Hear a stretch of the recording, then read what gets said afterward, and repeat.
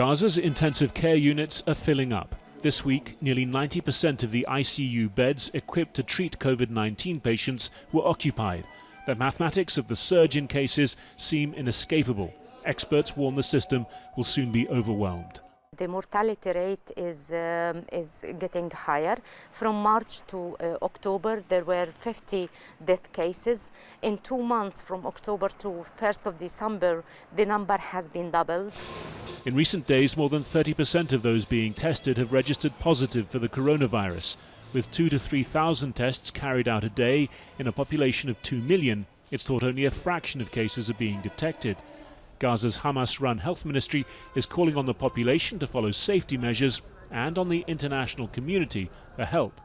Otherwise, a dangerous scenario is waiting for us, and we might find ourselves forced to take harder, preventative measures in the coming days, including a general lockdown.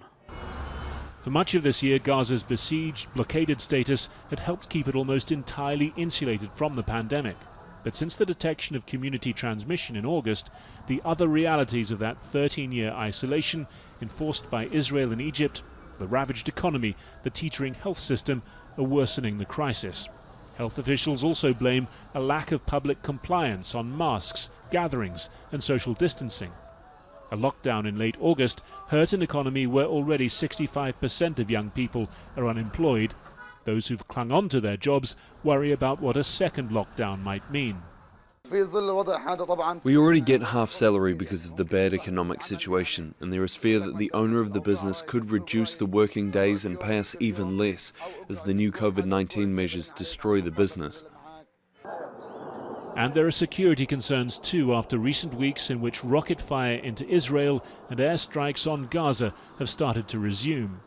The deterioration of the health, socio-economic situation in Gaza is posing security threats.